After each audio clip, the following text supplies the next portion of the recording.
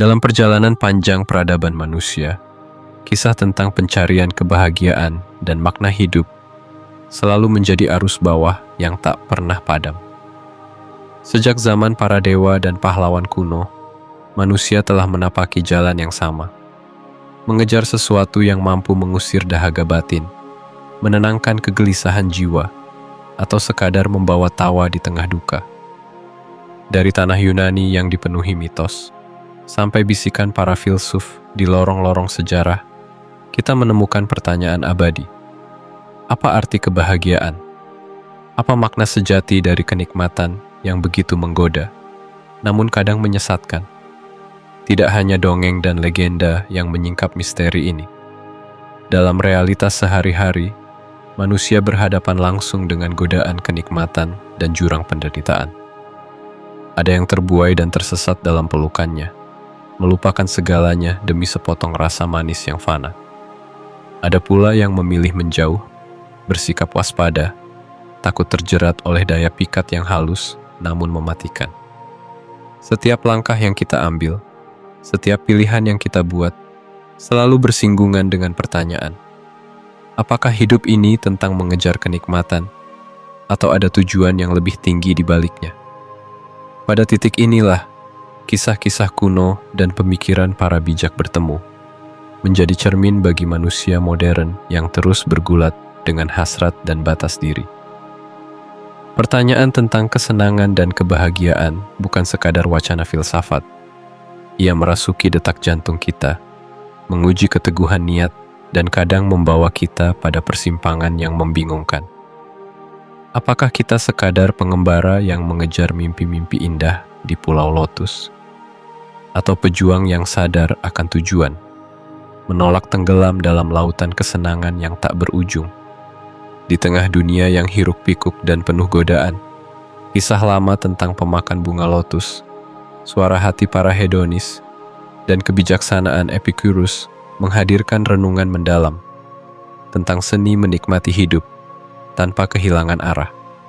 Inilah perjalanan filosofis yang akan mengajak kita menelusuri lorong-lorong terdalam jiwa, mencari keseimbangan antara kenikmatan sesaat dan kebahagiaan abadi, agar kita benar-benar mengerti untuk apa sebenarnya kita hidup dan kenapa kebahagiaan kerap terasa begitu dekat, namun sulit digenggam. Bagian 1. Kisah pemakan bunga lotus, jebakan kenikmatan yang memabukkan. Pada suatu masa yang telah tertulis di lembar-lembar legenda Yunani, Raja Odysseus dan rombongannya berlayar menembus gelombang lautan, mengarungi dunia yang penuh teka-teki dan bahaya. Di tengah perjalanan panjang menuju pulang, nasib membawa mereka ke sebuah pulau yang aneh, sunyi, dan tampak seperti surga tersembunyi.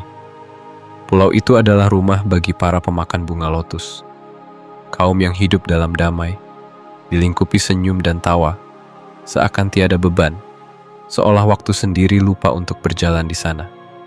Kaum pemakan bunga lotus tidak sibuk membangun kerajaan atau mencari harta. Mereka mengisi hari-hari mereka dengan menikmati buah lotus yang manis dan harum. Setiap gigitannya seperti mantra yang menenangkan, mengusir resah dan letih. Tidak ada keluhan, tidak ada air mata, hanya kenikmatan yang merayap perlahan, memabukkan jiwa, dan menenggelamkan ingatan akan dunia luar. Para pelaut Odysseus yang awalnya datang hanya dengan rasa ingin tahu, perlahan ikut mencicipi buah lotus itu. Apa yang terjadi selanjutnya bukanlah sekadar lupa arah, melainkan meluruhnya segala hasrat dan harapan. Mereka tidak lagi merindukan kampung halaman, tidak lagi ingin memeluk anak dan istri, tidak lagi peduli akan tugas dan tujuan yang telah lama mereka ikrarkan sebelum berangkat. Pikiran mereka terbelenggu oleh gelombang kenikmatan yang tiada habis, seolah-olah seluruh kehidupan hanya berputar di sekitar sensasi manis dari bunga lotus yang tak pernah cukup. Odysseus, sebagai sang pemimpin, menyadari betapa besar bahaya yang mengintai di balik kenikmatan tersebut. Ia melihat betapa kenikmatan yang memabukkan itu mampu menghapus ingatan, menggerus tekad, dan melumpuhkan semangat hidup. Sang raja menyadari bahwa inilah musuh yang tak tampak, kenikmatan yang tak disertai kesadaran, candu yang membuat manusia kehilangan arah dan jati diri. Dengan hati yang berat, Odysseus harus menyeret para sahabatnya yang menangis dan memberontak, memaksa mereka kembali ke kapal, jauh dari pelukan Pulau Lotus. Ia tahu, jika mereka dibiarkan, selamanya mereka akan terperangkap dalam surga palsu yang indah di permukaan, namun membunuh jiwa perlahan-lahan. Disinilah kisah pemakan bunga lotus menjadi lebih dari sekadar dongeng pelaut. Ia adalah cermin kehidupan, peringatan yang abadi tentang sisi gelap dari kenikmatan yang tampak begitu manis di awal. Ketika manusia begitu terbuai dalam arus kenikmatan, seringkali ia lupa akan tujuan, kehilangan arah pulang, dan terputus dari hal-hal yang sesungguhnya bermakna. Kenikmatan, jika tak dikendalikan, bisa menjadi jaring halus yang membelenggu kebebasan, membungkam panggilan hati, dan mengaburkan makna hidup itu sendiri. Kisah ini mengingatkan bahwa setiap perjalanan hidup selalu membawa godaan. Ada saat di mana kelelahan dan kerinduan membuat kita ingin berhenti, menyerah pada kenikmatan sesaat yang menenangkan. Namun, jika kita terbuai terlalu lama, kita bisa kehilangan semua yang berharga. Harapan, cinta, tujuan, dan bahkan keberanian untuk melangkah. Odysseus mengajarkan bahwa pemimpin sejati adalah mereka yang berani mengajak kembali ke jalur kebenaran, meski harus melawan arus keinginan dan tangis mereka yang terlena. Pulau Lotus adalah simbol abadi dari jebakan kenikmatan, tempat di mana waktu berhenti, beban hidup sirna, tapi jiwa pelan-pelan kehilangan makna. Tidak ada yang salah dengan menikmati manisnya hidup. Namun, saat kenikmatan berubah menjadi pelarian, saat kita melupakan tugas, cinta, dan mimpi, maka di sanalah letak bahaya terbesar. Pada akhirnya, kisah ini bukan sekadar peringatan bagi para pelaut masa lalu, tapi pesan yang terus relevan bagi siapapun yang berjalan di tengah dunia, yang penuh godaan dan janji-janji kebahagiaan instan. Bagian 2. Pandangan filsafat dan agama tentang kesenangan, antara candu dan cahaya kehidupan. Jika kisah para pemakan bunga lotus telah mengajarkan betapa kenikmatan bisa menjerat manusia ke dalam pelukannya yang membius, maka pertanyaan berikutnya yang menghantui pikiran manusia sepanjang sejarah adalah, apakah kesenangan itu benar-benar musuh? Ataukah ia justru bagian tak terpisahkan dari kodrat manusia? Dari ruang-ruang sunyi biara, aula istana, hingga forum filsafat, perdebatan soal peran kenikmatan dalam hidup manusia berlangsung berabad-abad lamanya. Filsafat dan agama, dua poros utama yang membentuk pandangan manusia tentang kehidupan, memiliki relasi yang rumit terhadap kesenangan. Di satu sisi, kesenangan sering dicurigai sebagai akar segala kelemahan dan kejatuhan. Berbagai tradisi agama mengingatkan umatnya agar tidak hanyut dalam arus nafsu dan keinginan duniawi. Dalam beberapa ajaran, nafsu makan, syahwat, kemalasan, dan keserakahan disebut sebagai dosa-dosa besar, karena dipercaya dapat menjerumuskan manusia ke jurang kehancuran. Di dalamnya, kesenangan dilihat seperti api, memberi kehangatan jika dijaga, namun membakar jika dibiarkan liar.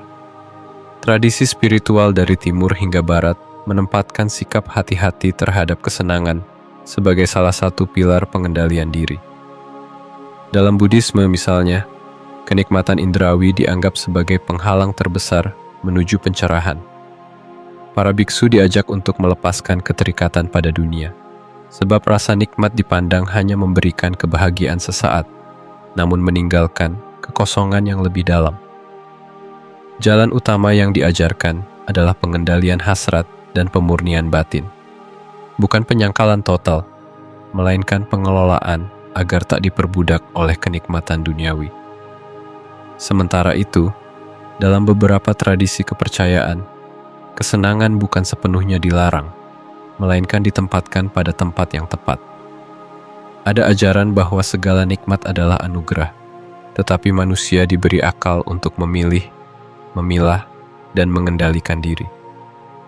Dalam banyak kisah spiritual, orang bijak adalah mereka yang tahu kapan saatnya bersyukur dan menikmati pemberian, namun juga mampu menahan diri saat godaan datang menggoda. Keseimbangan menjadi kunci. Jangan sampai kenikmatan membuat kita lupa diri, tetapi juga jangan menolak segala kenikmatan yang telah hadir sebagai bagian dari ciptaan. Di ranah filsafat, perdebatan tentang kesenangan bahkan lebih rumit dan tajam. Beberapa filsuf memandang bahwa seluruh tindakan manusia, secara sadar maupun tidak, digerakkan oleh keinginan mencari kesenangan dan menghindari penderitaan. Sebuah pandangan yang dikenal sebagai hedonisme psikologis. Pandangan ini meyakini bahwa dorongan fundamental dalam setiap keputusan manusia adalah hasrat akan kenyamanan, kebahagiaan, dan kebebasan dari rasa sakit. Bahkan tindakan yang tampak penuh pengorbanan seringkali memiliki akar pada harapan akan kepuasan batin atau pembebasan dari penderitaan. Namun tidak semua filsuf setuju bahwa hidup hanya soal kesenangan. Ada juga yang berpendapat bahwa kebahagiaan sejati lahir dari pencapaian kebajikan, pemenuhan tugas moral, dan pencarian makna. Dalam pandangan ini, kesenangan hanyalah efek samping, bukan tujuan utama. Menurut para pemikir seperti Socrates dan Plato, hidup yang dijalani hanya untuk mengejar kesenangan ibarat kapal tanpa nakoda, mudah terombang-ambing dan akhirnya karam. Hidup memerlukan arah, kompas moral, dan kesadaran yang tinggi akan tujuan mulia.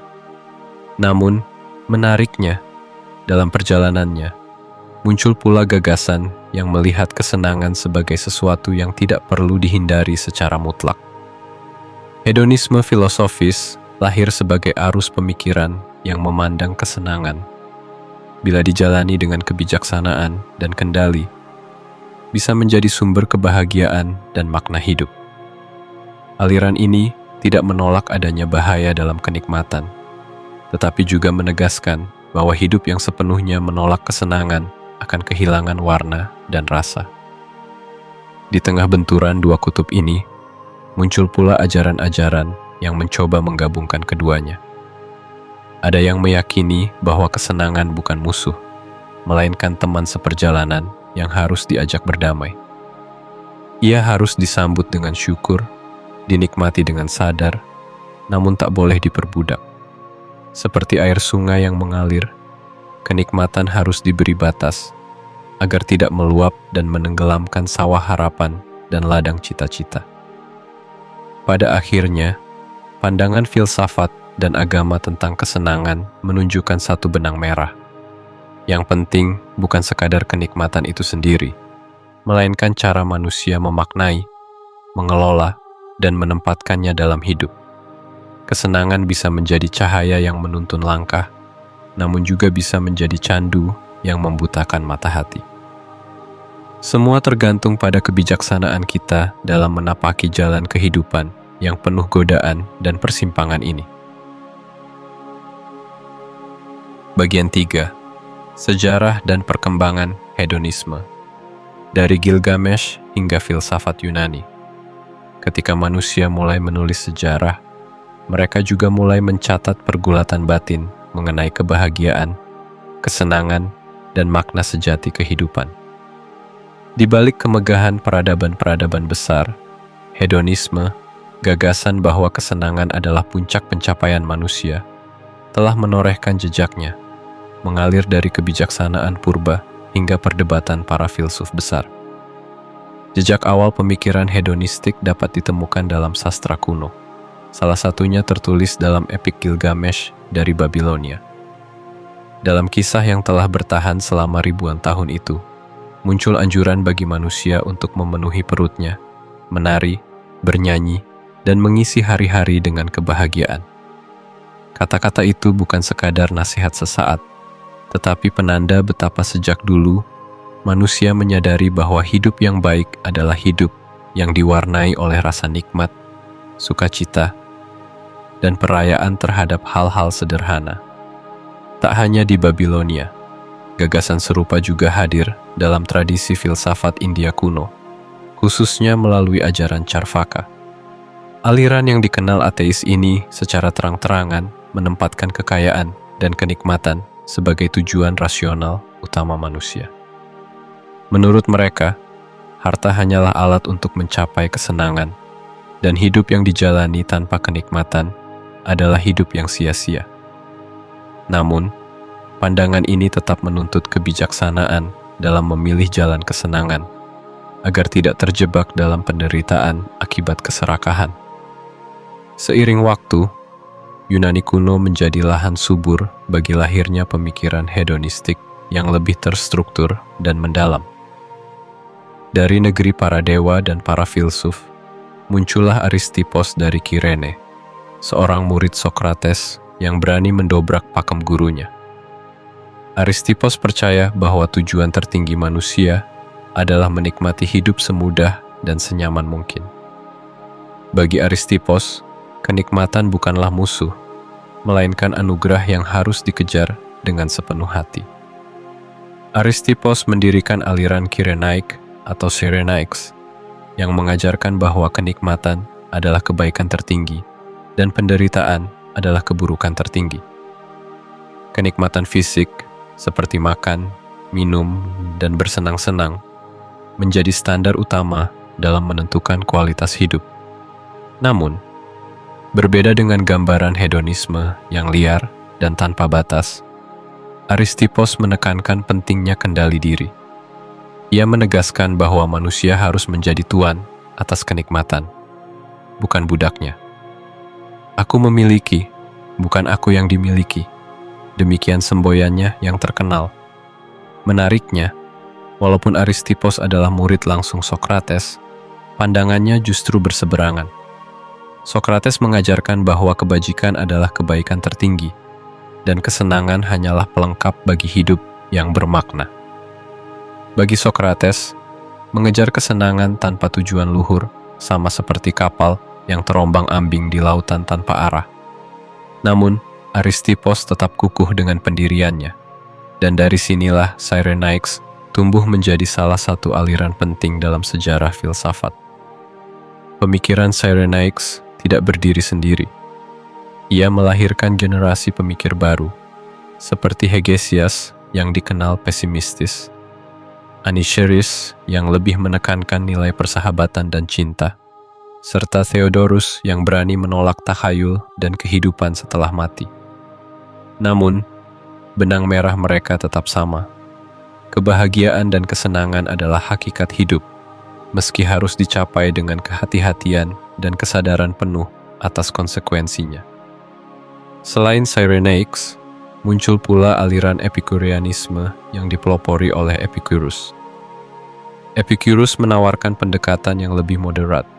Ia membedakan antara keinginan alami dan keinginan sia-sia. Keinginan alami seperti makan, tempat tinggal, dan persahabatan adalah kebutuhan mendasar yang harus dipenuhi. Sementara itu, keinginan sia-sia seperti kekayaan berlimpah, kekuasaan, atau ketenaran seringkali justru membawa penderitaan karena tidak pernah benar-benar terpuaskan. Epicurus meyakini bahwa kebahagiaan terbesar terletak pada kepuasan batin setelah kebutuhan dasar terpenuhi. Ia menyebut kenikmatan tertinggi sebagai kenikmatan statis, rasa cukup, damai, dan bebas dari kecemasan. Hidup yang terlalu sibuk mengejar kekayaan, jabatan, atau pujian orang lain, menurut Epicurus, akan membuat manusia terjebak dalam lingkaran keinginan tanpa akhir yang justru menjauhkan diri dari kebahagiaan sejati. Perkembangan hedonisme dari Gilgamesh, Charvaka, hingga Cyrenaics dan Epikureanisme menunjukkan bahwa pencarian kesenangan adalah bagian alami dari perjalanan manusia. Namun, sejarah juga mengajarkan bahwa kenikmatan tidak boleh menjadi satu-satunya tujuan. Ia harus dikawal oleh kebijaksanaan, pengendalian diri, dan kesadaran akan batas. Bila tidak, kesenangan bisa berubah menjadi jebakan yang menyesatkan, sebagaimana yang dialami para pemakan bunga lotus dalam kisah Odysseus. Di tengah perubahan zaman, perdebatan tentang makna kesenangan terus berlanjut. Pemikiran hedonistik telah menjadi cermin bagi peradaban, memantulkan wajah manusia yang selalu mencari kebahagiaan, namun kerap harus belajar menahan diri agar tidak tersesat dalam pelukan manis kenikmatan sesaat. Bagian 4. Kesenangan, etika, dan batasan. Saat kenikmatan menjadi ujian jiwa. Ketika manusia telah memaknai kenikmatan sebagai bagian dari takdirnya, pertanyaan yang tak kalah penting segera muncul. Bagaimana cara menjalani hidup yang menyenangkan tanpa kehilangan arah, martabat, dan tujuan?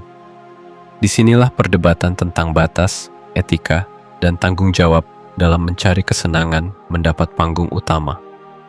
Karena sejarah telah berulang kali membuktikan, kenikmatan yang tak terkendali adalah pedang bermata dua.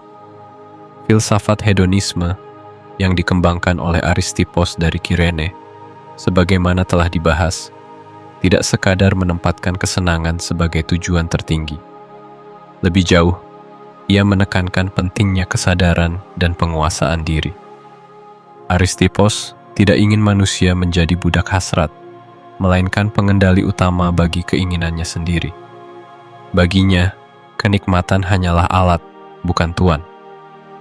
Aku memiliki, bukan aku yang dimiliki, katanya, seolah mengingatkan bahwa manusia sejati adalah mereka yang bisa menikmati hidup tanpa terperangkap dalam cengkeraman candu kenikmatan.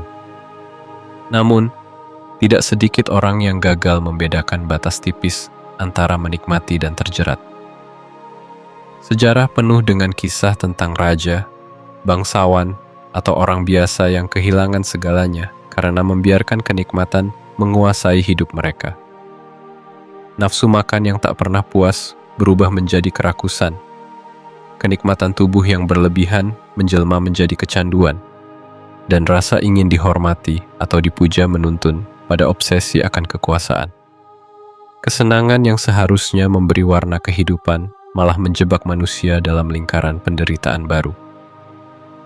Kisah Odysseus dan para pemakan bunga lotus telah menjadi alegori abadi tentang bahaya kenikmatan yang tak terarah. Saat kenikmatan menghapus ingatan, menumpulkan tekad, dan membekukan keinginan untuk pulang ke tujuan sejati, manusia kehilangan kemanusiaannya. Di titik ini, kenikmatan bukan lagi anugerah, melainkan penjara halus yang sulit disadari. Mereka yang tenggelam di dalamnya berjalan di atas jalan kenikmatan, namun sesungguhnya tersesat di padang ilusi. Filsafat hedonisme etis, sebagaimana dirumuskan oleh Cyrenaics, memberikan kunci penting untuk memahami etika dalam mencari kesenangan. Pikirkan konsekuensi, timbang baik dan buruk, serta jangan tergoda pada kenikmatan instan yang justru membawa lebih banyak penderitaan. Misalnya, seseorang boleh saja ingin memiliki benda mewah, namun bila untuk mencapainya ia harus bekerja tanpa henti, kehilangan waktu untuk keluarga, atau bahkan terlibat dalam perbuatan curang, maka harga yang harus dibayar akan lebih besar dari kenikmatan yang didapat. Kebijaksanaan klasik selalu mengingatkan bahwa segala sesuatu yang berlebihan pasti berujung pada kehancuran. Dalam tradisi Timur maupun Barat, ajaran tentang kesederhanaan, pengendalian diri, dan hidup seimbang menjadi penangkal utama bagi jebakan kenikmatan.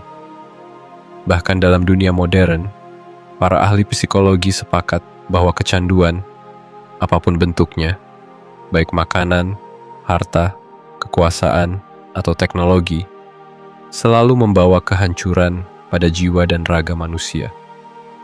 Batasan dalam kenikmatan bukanlah larangan total untuk menikmati hidup, melainkan undangan untuk merayakan kehidupan dengan bijaksana. Etika kenikmatan menuntut manusia untuk senantiasa waspada dan sadar akan motif di balik setiap tindakan.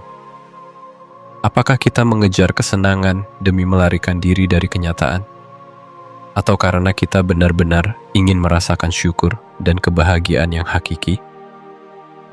Jawaban atas pertanyaan ini akan menentukan apakah kita hidup sebagai tuan bagi hasrat, atau justru budak dari kenikmatan semu. Selain itu, pertimbangan etis tidak hanya menyangkut diri sendiri, tetapi juga orang lain. Kenikmatan yang diperoleh dengan menyakiti atau merugikan orang lain hanyalah racun yang perlahan membunuh jiwa. Kebahagiaan yang sejati justru tumbuh ketika manusia mampu menikmati hidup tanpa menginjak hak, martabat, atau kebebasan sesama. Inilah esensi dari etika universal. Kebahagiaan sejati tidak lahir dari kenikmatan egois, melainkan dari harmoni antara diri sendiri, orang lain, dan alam semesta. Dalam perjalanan waktu, berbagai tradisi, baik agama maupun filsafat, telah mengembangkan panduan agar manusia tidak terjerat dalam kenikmatan semu. Ajaran tentang puasa, meditasi, tapa, dan disiplin diri merupakan bentuk latihan untuk membebaskan manusia dari jerat hasrat yang membutakan. Bukan berarti menolak kenikmatan, melainkan belajar menempatkannya pada posisi yang tepat, sebagai bagian dari kehidupan, bukan satu-satunya tujuan hidup.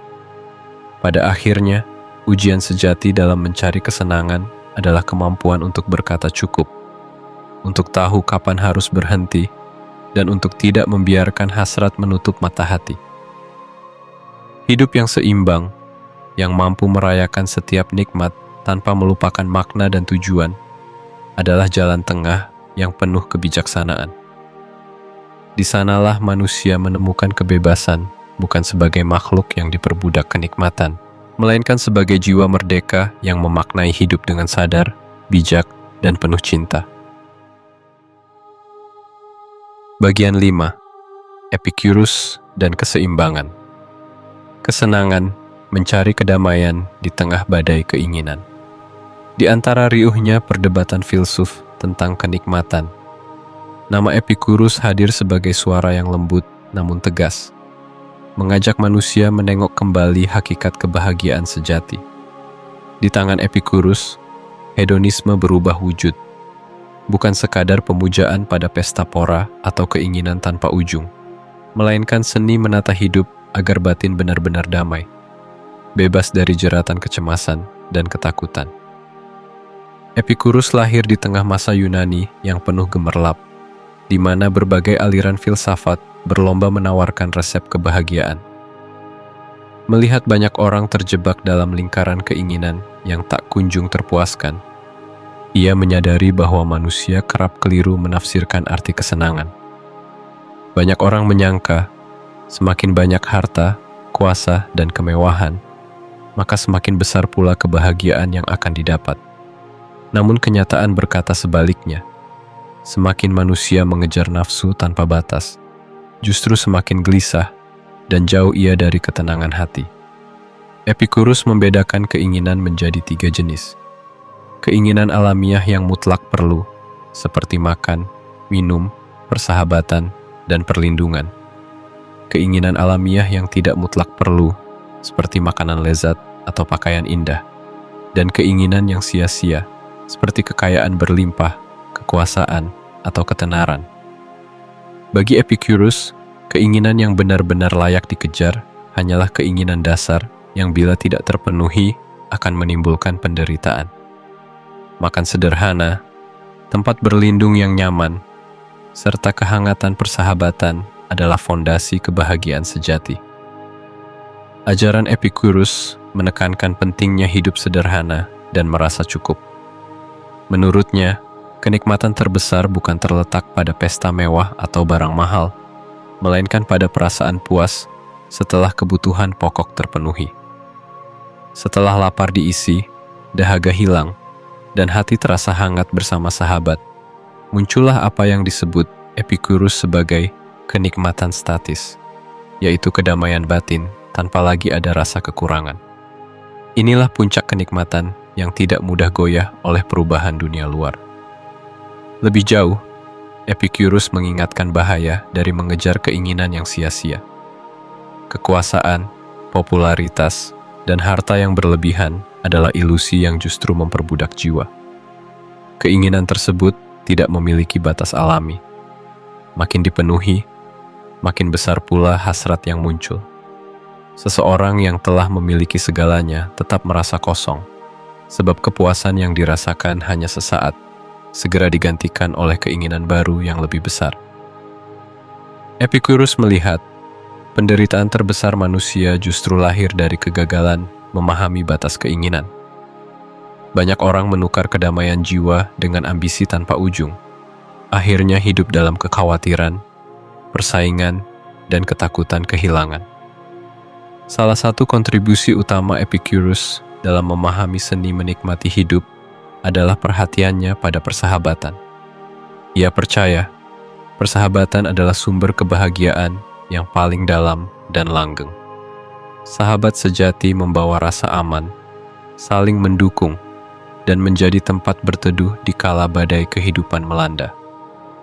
Dalam kebersamaan itulah, manusia menemukan makna, merasa cukup, dan terlindungi dari kegetiran dunia. Epicurus bahkan lebih mengutamakan persahabatan daripada kenikmatan indrawi, karena ia menyadari bahwa relasi tulus dengan sesama adalah pondasi kebahagiaan yang abadi. Epicurus juga mengajarkan pentingnya membebaskan diri dari ketakutan, terutama ketakutan akan kematian dan para dewa. Ia menegaskan, kematian bukanlah sesuatu yang harus ditakuti, sebab saat kematian datang, kita sudah tiada dan tidak lagi merasakan apapun. Ketakutan akan kematian hanyalah bayangan yang menambah derita batin selama hidup, menghalangi manusia untuk menikmati saat ini. Dengan menerima keterbatasan hidup, manusia bisa benar-benar merasakan kedamaian, hidup tanpa beban, dan menikmati setiap detik yang diberikan alam. Ajaran Epicurus menjadi oase di tengah gurun keinginan yang tak kunjung padam. Di dunia modern, ketika manusia dikejar tuntutan gaya hidup, kecanduan konsumsi, dan tekanan sosial, pesan Epicurus semakin relevan. Kebahagiaan sejati lahir dari kesederhanaan, rasa cukup, dan hubungan yang tulus.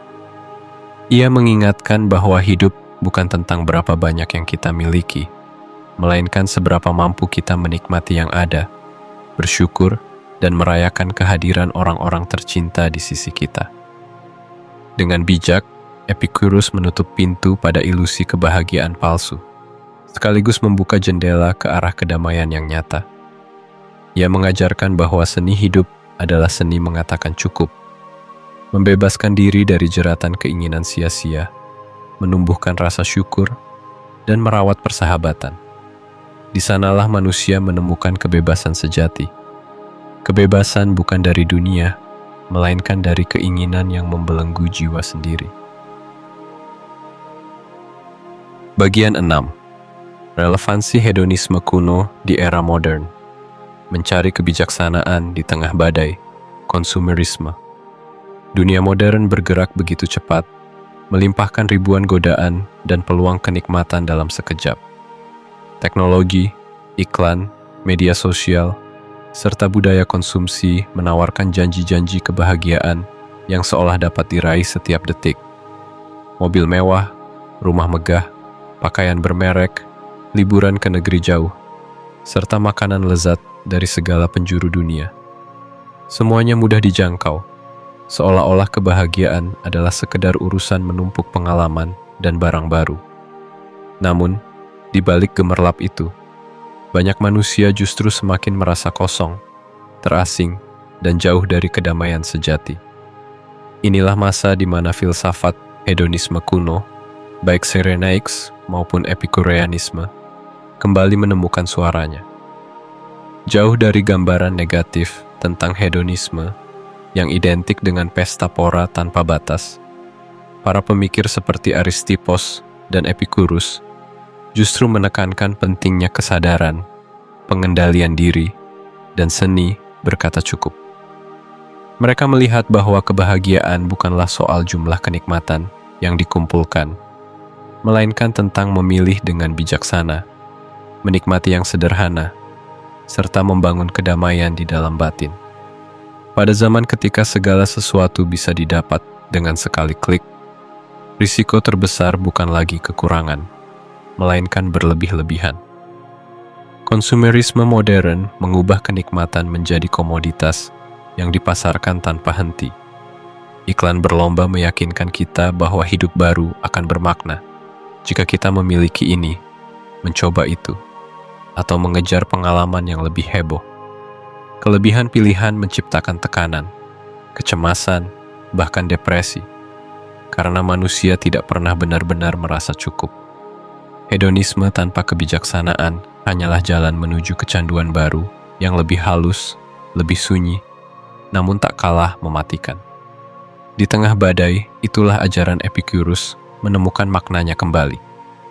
Epicurus mengingatkan, kebahagiaan lahir dari kecukupan, dari kebersahajaan, dari kemampuan menerima dan mensyukuri apa yang telah dimiliki. Ia menolak ilusi kebahagiaan yang didasarkan pada kekayaan, popularitas, atau kekuasaan. Semua itu hanya menciptakan lingkaran keinginan yang tak pernah terpuaskan. Bersahabatlah, nikmati makan sederhana, dan hiduplah tanpa rasa takut. Begitu kurang lebih pesan Epicurus. Kenikmatan yang dicari bukanlah ekstasi sesaat, melainkan kedamaian batin yang abadi, yang diperoleh ketika manusia mampu berdamai dengan dirinya sendiri. Bahkan dalam tataran etika sosial, pemikiran hedonisme kuno tetap relevan. Dunia yang terlalu sibuk mengejar prestasi dan pencapaian kerap melupakan makna hubungan manusia yang tulus. Epicurus menekankan pentingnya persahabatan dan komunitas, tempat manusia saling berbagi kebahagiaan, menghadirkan rasa aman, dan menumbuhkan solidaritas. Dalam lingkungan seperti ini, kebahagiaan menjadi sesuatu yang meluas dan menular, bukan sekadar kepuasan pribadi yang sempit dan egois. Tak hanya itu, peringatan dari kisah para pemakan bunga lotus pun semakin terasa di zaman ini. Banyak orang memilih melarikan diri ke dunia virtual, kecanduan hiburan instan, hingga lupa waktu, lupa tujuan, dan lupa akan ikatan-ikatan batin yang sesungguhnya bermakna. Kita semua, pada titik tertentu, adalah pelaut di kapal Odysseus yang harus belajar menahan diri dari godaan pulau lotus modern, gawai, media sosial, dan gaya hidup serba instan. Relevansi hedonisme kuno juga tampak dalam perdebatan filsafat kontemporer. Aliran utilitarianisme yang dikembangkan oleh Jeremy Bentham dan John Stuart Mill, misalnya, tetap menjadikan kebahagiaan sebagai ukuran utama etika. Namun, mereka juga menekankan bahwa kebahagiaan terbesar adalah kebahagiaan bersama, bukan kenikmatan pribadi yang mementingkan diri sendiri. Dari sini, kita belajar bahwa kebahagiaan dan kenikmatan yang sejati harus berakar pada keadilan, keseimbangan, dan kebaikan bersama. Pada akhirnya, dunia modern membutuhkan kebijaksanaan lama, seni mengenal batas, kecerdasan dalam memilih, serta keberanian untuk berkata cukup. Kita diajak untuk tidak menjadi budak dari kenikmatan yang dipasarkan, melainkan menjadi pemilik hasrat dan pengendali hidup sendiri. Keseimbangan antara menikmati hidup dan menjaga nilai, antara merayakan kesenangan dan menumbuhkan makna, adalah jalan tengah yang membawa manusia ke kedamaian sejati. Jangan biarkan kilau dunia menyesatkan hati. Belajarlah dari Epicurus dan para bijak kuno. Nikmati yang sederhana, rawat hubungan dengan sesama, dan carilah kedamaian batin yang tak mudah goyah oleh gelombang zaman. Di tengah hiruk-pikuk dunia, kebahagiaan sejati tidak ditemukan dalam tumpukan benda, melainkan dalam hati yang merasa cukup, jiwa yang penuh syukur, dan persahabatan yang saling menguatkan. Inilah warisan abadi dari hedonisme kuno, obor kecil yang tetap menyala, membimbing langkah kita menapaki jalan kehidupan yang penuh godaan dan pilihan. Setelah menelusuri lorong-lorong sejarah, menimba hikmah dari kisah para pemakan bunga lotus, hingga merenungi kebijaksanaan para filsuf hedonis, kita diajak memahami bahwa kesenangan dan kebahagiaan bukanlah dua sisi yang saling meniadakan, melainkan dua arus yang harus diseimbangkan. Kenikmatan memang dapat menjadi anugerah yang menghangatkan jiwa, namun tanpa kendali dan kebijaksanaan, ia mudah menjelma menjadi rantai halus yang membelenggu kebebasan kita. Para bijak zaman dahulu telah memberi peringatan melalui kisah, ajaran, dan pemikiran yang tetap relevan hingga hari ini. Keseimbangan, kesadaran, serta kemampuan untuk berkata cukup adalah fondasi yang akan menjaga kita dari jebakan kenikmatan semu dan mengantarkan pada kebahagiaan sejati. Kesejahteraan batin, hubungan yang tulus, dan rasa syukur atas apa yang ada. Itulah harta karun abadi yang tidak pernah lekang oleh waktu. Di tengah derasnya arus zaman yang menawarkan kenikmatan dalam ribuan bentuk, jangan pernah lelah untuk bertanya pada diri sendiri. Apa yang sungguh-sungguh membuat jiwa kita tenang? Apakah kita hidup sebagai tuan atas hasrat, atau sekadar pelarian di pulau lotus modern? Semoga perjalanan refleksi ini menguatkan langkah, meneguhkan hati, dan menuntun kita menemukan makna sejati di balik kenikmatan yang fana. Agar kebahagiaan bukan sekadar impian, melainkan sahabat setia sepanjang hidup.